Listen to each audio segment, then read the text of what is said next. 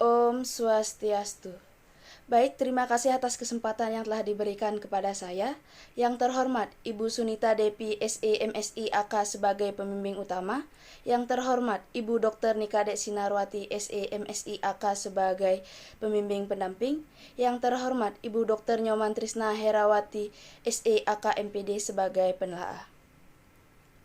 Di sini saya akan menjelaskan atau mempresentasikan skripsi saya yang berjudul Pengaruh Pemahaman Akuntansi, Sumber Modal, dan Informasi terhadap penerapan SAK EMKM pada UMKM di Kabupaten Buleleng. Namun sebelumnya, perkenalkan saya Luswarnadi dengan NIM 1817051 dari Prodi S1 Akuntansi. Adapun pokok pembahasan pada skripsi saya ini yaitu yang pertama, bab 1 pendahuluan, bab 2 kajian pustaka, bab 3 metodologi penelitian, bab 4 hasil penelitian dan pembahasan, bab 5 penutup. Baik, langsung saja ke bab 1 pendahuluan latar belakang masalah. Nah, usaha yang paling banyak diminati oleh masyarakat yaitu usaha mikro, kecil, dan menengah atau UMKM. Nah, hal ini dikarenakan UMKM memiliki fleksibilitas yang tinggi terhadap kebutuhan pasar. Nah, berdasarkan data perkembangan UMKM dan Koperasi Republik Indonesia tahun 2019, UMKM menyumbangkan kontribusi yang besar pada kesempatan kerja, yaitu sebesar 96,92% dan PDB sebesar 60,51%. Namun, dalam permasalahannya, pelaku UMKM memiliki beberapa permasalahan karena pelaku UMKM belum mampu memisahkan antara keuangan usaha dan bukan usaha. Hal ini dikarenakan pelaku UMKM belum memiliki pemahaman akuntansi terhadap usahanya. Nah, selain itu, permasalahan yang dihadapi oleh para pelaku UMKM yaitu sulit untuk mengakses permodalan. Tentunya dalam bidang sulit mengakses permodalan dari pihak perbankan. Kenapa? Karena untuk mengakses permodalan dari pihak perbankan, pelaku UMKM harus menyediakan yang namanya laporan keuangannya layak yang dapat digunakan oleh pihak perbankan untuk sebagai dasar pertimbangan pemberian kredit. Nah, maka dari itu pemerintah melalui Dewan Standar Akuntansi Keuangan Indonesia menerbitkan yang namanya SAK-MKM atau Standar Akuntansi Keuangan Entitas Mikro, Kecil, dan Menengah yang ditujukan bagi para pelaku UMKM sebagai dasar dalam penyusunan laporan keuangan. Nah, SAK-MKM ini memiliki kekhususan yaitu hanya membuat laporan keuangan yang terdiri dari laporan neraca, laporan laba rugi, dan juga catatan atas laporan keuangan. Kemudian pencatatan dilakukan dengan berbasis akrual dan laporan komparatif cukup disajikan dengan satu periode sebelumnya. Nah, berdasarkan data dari Dinas Koperasi dan UMKM Kabupaten Buleleng tahun 2022, jumlah UMKM di Kabupaten Buleleng selalu mengalami peningkatan. Namun berdasarkan observasi awal saya, banyak dari para pelaku UMKM belum mampu menyusun laporan keuangan sesuai dengan standar karena seperti yang sudah saya jelaskan tadi, kurangnya pemahaman akuntansi dari para pelaku UMKM tersebut untuk menyusun laporan keuangan. Nah, misalnya saja UDH Kartika yang hanya mencatat pemasukan dan pengeluaran kas saja. Nah, berdasarkan hal tersebut, terdapat beberapa faktor yang mempengaruhi dari penerapan SAK-MKM itu, yaitu yang pertama, rendahnya pemahaman akuntansi para pelaku UMKM karena rendahnya latar belakang pendidikan. Kemudian, sumber modal yang sulit untuk diakses karena untuk mengakses sumber pemodalan, para pelaku UMKM harus menyediakan yang namanya laporan keuangan yang layak. Lalu yang ketiga, terbatasnya informasi dari pihak terkait mengenai atau sosialisasi terkait dengan SAK-MKM tersebut. Nah, penelitian ini didukung oleh grand theory, yaitu teori offline behavior atau teori perilaku yang direncanakan. Nah, di mana pemahaman akuntansi sebagai X1 dihubungkan dengan salah satu variabel dalam teori ini, yaitu norma subjektif, di mana apabila pelaku UMKM memiliki pemahaman akuntansi atau memiliki keyakinan bahwa pemahaman akuntansi akan berpengaruh positif terhadap pelaku usahanya, maka pelaku UMKM akan mampu menerapkan SAK-MKM tersebut untuk perkembangan usahanya. Lalu yang kedua, ada sumber modal. Nah, sumber modal ini dihubungkan dengan variabel dalam teori ini yaitu sikap seseorang terhadap perilaku. Nah, di mana apabila pelaku UMKM mengetahui bahwa sumber modal tersebut dapat berdampak positif terhadap perkembangan usahanya, maka pelaku UMKM akan menerapkan SAK EMKM. Kemudian ada informasi sebagai X3, di mana informasi ini dikaitkan dengan variabel teori ini, yaitu niat, di mana apabila pelaku UMKM yang sudah mendapatkan informasi terkait dengan SAK EMKM tentunya akan mengetahui apa sih pentingnya pemahaman akuntansi dalam perkembangan usahanya. Maka dari itu, pelaku UMKM akan memiliki niat untuk menerapkan SAK EMKM demi memiliki niat untuk menerapkan SAK EMKM untuk perkembangan usahanya. Nah, penelitian ini didasari dari penelitian Darmasari dan Wahyuni tahun 2020. Nah, adapun keterbaruan dari penelitian ini yaitu dari indikator penelitian dan juga lokasi penelitian. Baik, yang selanjutnya yaitu identifikasi masalah dan juga pembatasan masalah. Baik, untuk yang pertama, identifikasi masalah. Yang pertama, pelaku usaha hanya membuat pencatatan keuangan yang sederhana, yaitu pemasukan dan pengeluaran kas saja. Lalu yang kedua, kurangnya pemahaman akuntansi para pelaku UMKM karena latar belakang pendidikannya rendah. Lalu yang ketiga, sumber modal yang sulit diakses oleh para pelaku UMKM karena harus menyediakan yang namanya laporan keuangan yang layak. Lalu yang terakhir yaitu terbatasnya informasi dari pihak terkait tentang SAK EMKM. Nah, selanjutnya yaitu pembatasan masalah. Nah, penelitian ini dibatasi pada variabel pemahaman akuntansi, sumber modal, dan juga informasi, dan lokasi penelitian hanya pada pelaku UMKM di Kabupaten Buleleng. Selanjutnya ada rumusan masalah. Nah, ada rumusan masalah pada penelitian ini, yaitu yang pertama, apakah pemahaman akuntansi berpengaruh positif terhadap penerapan SAK EMKM pada UMKM. Lalu yang kedua, apakah sumber modal berpengaruh positif terhadap penerapan SAK EMKM pada UMKM. Lalu yang ketiga, apakah informasi berpengaruh positif terhadap penerapan SAK EMKM pada UMKM. Nah, adapun tujuan dari penelitian ini yaitu yang pertama, untuk mengetahui pengaruh pemahaman akuntansi terhadap penerapan SAK EMKM pada UMKM. Lalu yang kedua, untuk mengetahui pengaruh sumber modal terhadap penerapan SAK EMKM pada UMKM. Lalu yang ketiga, untuk mengetahui pengaruh informasi terhadap penerapan SAK EMKM pada UMKM.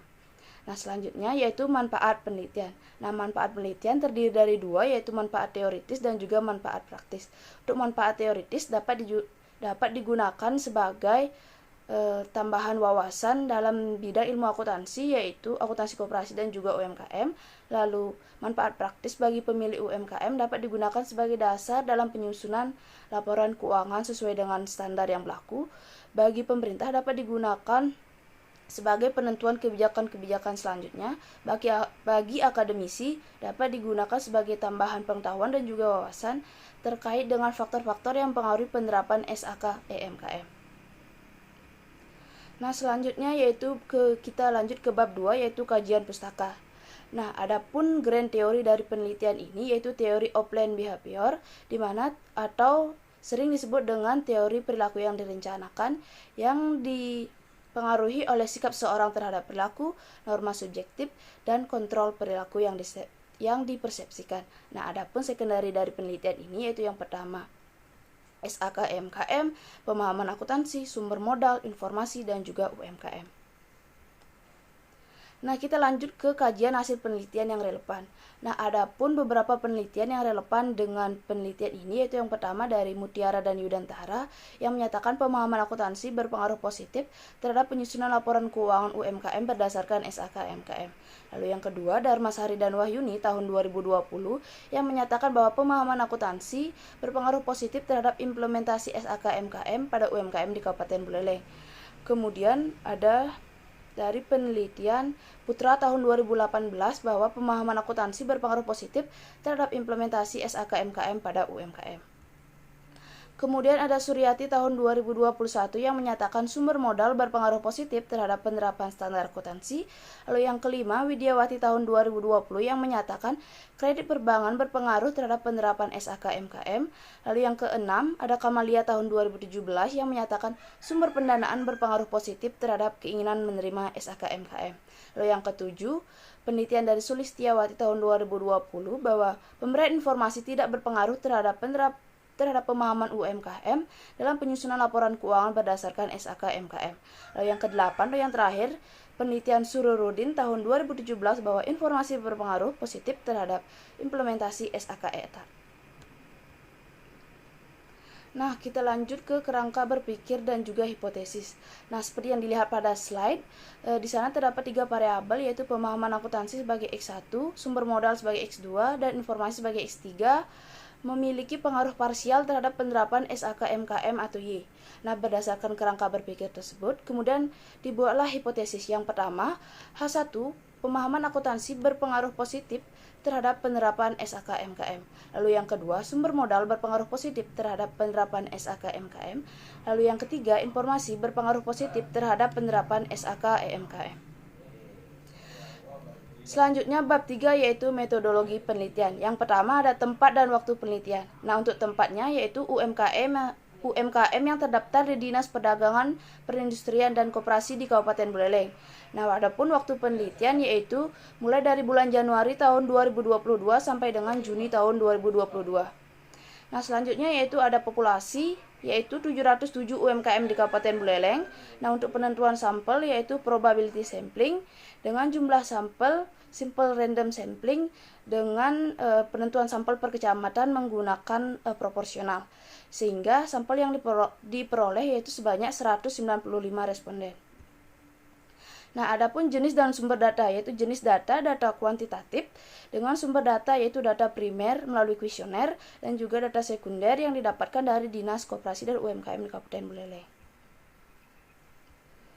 Nah, selanjutnya yaitu rancangan penelitian. Nah, seperti yang dilihat pada slide, di sana terdapat rancangan penelitian. Nah, judul tersebut dilatar belakangi oleh beberapa permasalahan, kemudian diidentifikasi masalah apa yang menyebabkan permasalahan tersebut, kemudian dibuatlah pembatasan masalah, rumusan masalah, tujuan penelitian, manfaat penelitian, terus ada kajian pustaka yang mendukung penelitian ini, adanya subjek penelitian, metode penelitian yang terdiri dari uji kualitas data, uji asumsi klasik, dan uji hipotesis. Kemudian dari selesai menganalisis data, kemudian dibentuk hasil penelitian dan juga pembahasan, dan yang terakhir ditarik kesimpulan dan juga saran. Nah, selanjutnya yaitu variabel dan definisi operasional. Nah, seperti yang sudah saya jelaskan tadi, di sini variabel dependennya yaitu penerapan SAK MKM, kemudian variabel independen yaitu X1 pemahaman akuntansi, X2 sumber modal, dan X3 informasi. Nah, untuk metode pengumpulan datanya, data primer melalui kuesioner dengan skala pengukuran skala Likert 5 poin. Nah, selanjutnya yaitu instrumen penelitian. Nah, untuk penerapan SAK MKM sendiri sebagai variabel dependen, adapun indikator penelitiannya yaitu pencatatan akuntansi, pencatatan neraca, pencatatan laba rugi, catatan atas laporan keuangan, dan mengetahui tentang SAK MKM. Lalu yang kedua, pemahaman akuntansi sebagai X1, adapun indikatornya pemahaman mengenai transaksi, pemahaman mengenai bukti transaksi, pemahaman mengenai tahapan akuntansi, pemahaman mengenai pencatatan akuntansi, dan pemahaman mengenai laporan keuangan. Lalu X2 sebagai sumber modal, adapun indikatornya yaitu laba usaha, modal pemilik, pinjaman jangka panjang, dan pinjaman jangka pendek. Kemudian X3 sebagai informasi, adapun indikatornya yaitu seminar akuntansi, penerapan informasi, minat mempelajari, kesesuaian dengan usaha, media informasi, dan dilakukan oleh instansi pemerintah. Nah, selanjutnya yaitu teknik analisis data. Nah, teknik analisis data di sini terdiri dari 3, yaitu uji kualitas data yang terdiri dari uji validitas dan uji reliabilitas, kemudian uji asumsi klasik yang terdiri dari uji normalitas dan uji multikolinearitas, dan yang terakhir uji heteroskedastisitas. Dan yang ketiga ada uji hipotesis yang terdiri dari analisis linear berganda, uji F, uji T, dan uji koefisien determinasi. Baik, yang selanjutnya yaitu kita berlanjut ke bab 4 hasil penelitian dan juga pembahasan. Nah, di sini berdasarkan waktu yang telah ditentukan oleh peneliti, sudah berhasil memperoleh 195 kuesioner dengan lengkap sesuai dengan sampel yang ditentukan sebelumnya yaitu sebanyak 195 responden. Nah, maka dari itu peneliti mampu melanjutkan penelitian ini ke teknik analisis data, yaitu yang pertama pada deskripsi data yaitu karakteristik responden.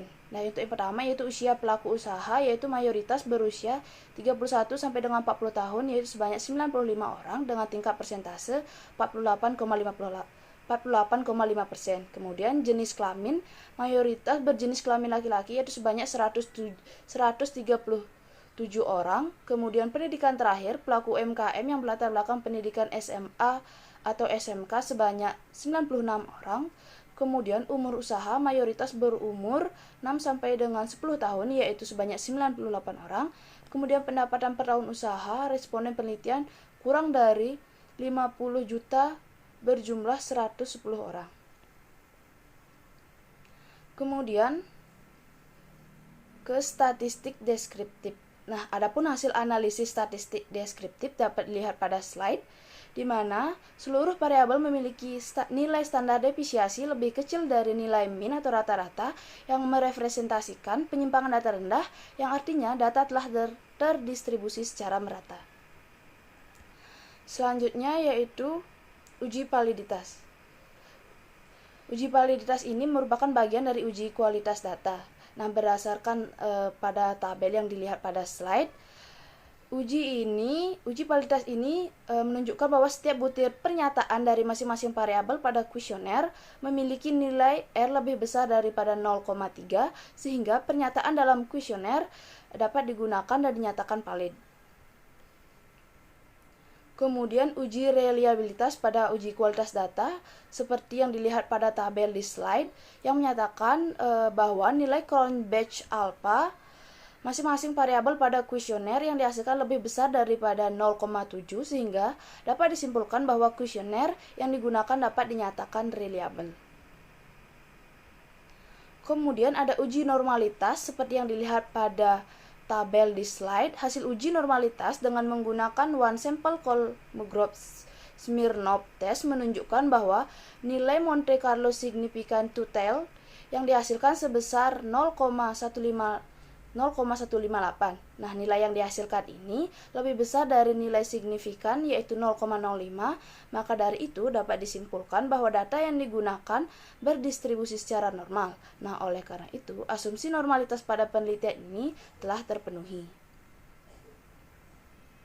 Kemudian yaitu pada uji asumsi klasik terdapat uji multikolonialitas seperti yang dilihat pada tabel di slide menunjukkan bahwa untuk seluruh variabel independen yang digunakan dalam penelitian ini memiliki nilai tolerance lebih besar dari 0,1 dan dengan nilai FIP kurang dari 10, sehingga dapat disimpulkan bahwa tidak terjadi korelasi ganda antar variabel independen.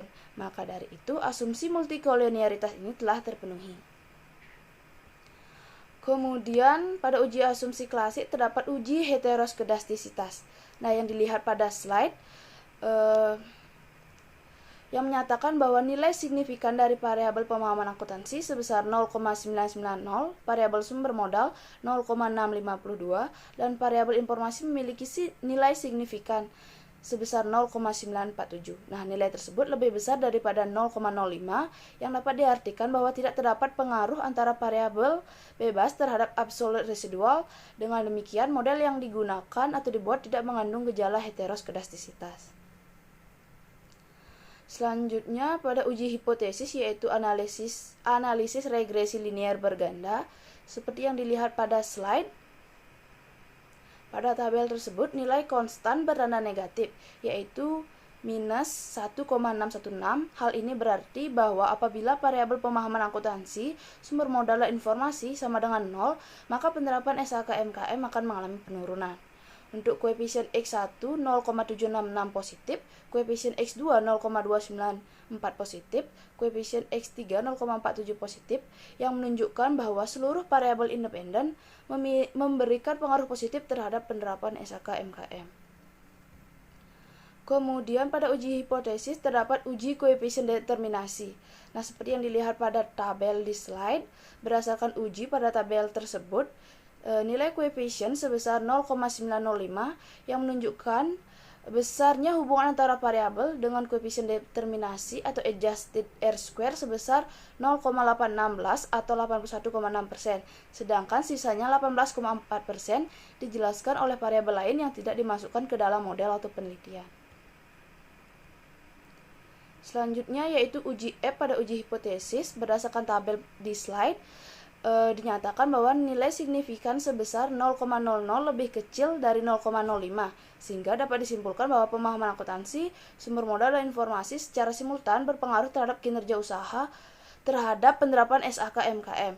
Nah, selain itu juga dapat dilihat pada F hitung sebesar 288,390. Nah, nilai tersebut lebih besar dari nilai F tabel sebesar 2,65. Nah, maka dapat disimpulkan bahwa variabel independen secara simultan berpengaruh terhadap variabel dependen. Nah, selanjutnya yaitu pada uji hipotesi, yaitu uji T, di mana seperti yang dilihat pada tabel di slide, untuk H1 diterima karena nilai signifikan 0,00 lebih kecil daripada 0,05 dan nilai T hitung sebesar 10,239 lebih besar dari nilai T tabel sebesar 1,972 serta nilai koefisien regresi sebesar 0,580. Kemudian H2 diterima karena nilai signifikan sebesar 0,019 lebih kecil daripada 0,05 dan nilai T hitung sebesar 2,372 lebih besar daripada nilai T tabel sebesar 1,972 serta nilai koefisien regresi sebesar 0,106. Kemudian H3 diterima karena nilai signifikan 0,00 lebih kecil daripada 0,05 dan nilai T hitung sebesar 6,048 lebih besar daripada nilai T tabel sebesar 1,972 serta nilai koefisien regresi sebesar 0,292. Selanjutnya yaitu ke pembahasan.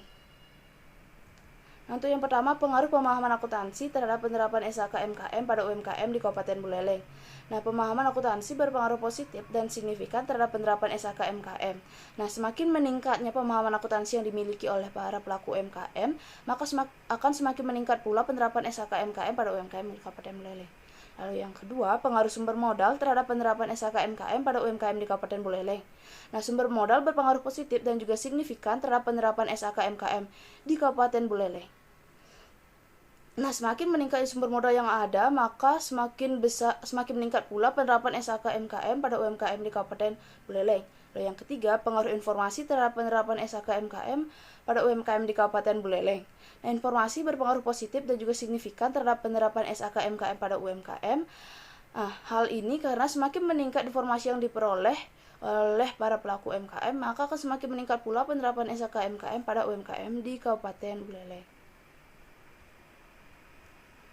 Kemudian ada implikasi penelitian. Nah, implikasi teoritis yaitu yang pertama implikasi teoritis. Yang pertama dapat memberikan perkembangan teori-teori yaitu standar akuntansi keuangan entitas mikro kecil dan menengah atau SAK MKM. Lalu yang kedua dapat memperkuat teori offline behavior atau teori perilaku yang direncanakan. Kemudian implikasi praktis bagi pelaku UMKM dapat digunakan sebagai dasar dalam penyusunan laporan keuangan sehingga akan mampu mendorong para pelaku UMKM untuk menerapkan SAK MKM demi keberlanjutan usahanya. Nah, bagi pihak pembaca dan peneliti dapat menambah wawasan pihak pembaca terkait dengan faktor-faktor yang mempengaruhi penerapan SAK MKM. Nah, simpulan. Nah, berdasarkan hasil penelitian dan juga pembahasan tadi yang sudah saya jelaskan, maka dapat disimpulkan bahwa secara parsial maupun simultan, pemahaman akuntansi sumber modal dan informasi berpengaruh positif dan signifikan terhadap penerapan SAK MKM pada UMKM di Kabupaten Buleleng. Nah, yang terakhir yaitu saran. Nah, bagi pelaku UMKM, yang pertama yaitu dapat meningkatkan pemahaman akuntansi yang dimiliki melalui seminar-seminar, sosialisasi, dan juga mengikuti pelatihan. Lalu yang kedua, pelaku UMKM dapat juga meningkatkan akses permodalan ke berbagai lembaga keuangan untuk perkembangan usahanya. Lalu yang ketiga, menerapkan informasi-informasi yang diperoleh berkaitan dengan SAK MKM demi keberlanjutan usahanya. Nah, bagi saran yang dapat saya berikan bagi peneliti selanjutnya yaitu untuk melakukan penelitian pada lokasi yang berbeda dengan lokasi yang berbeda, memperluas sampel dan juga variabel yang digunakan agar lebih luas. Baik, sekian presentasi pada skripsi penelitian saya kali ini. Mohon maaf apabila ada salah-salah kata. Saya ucapkan terima kasih dan saya akhiri dengan Paramasanti. Om Santi Santi Santi Om.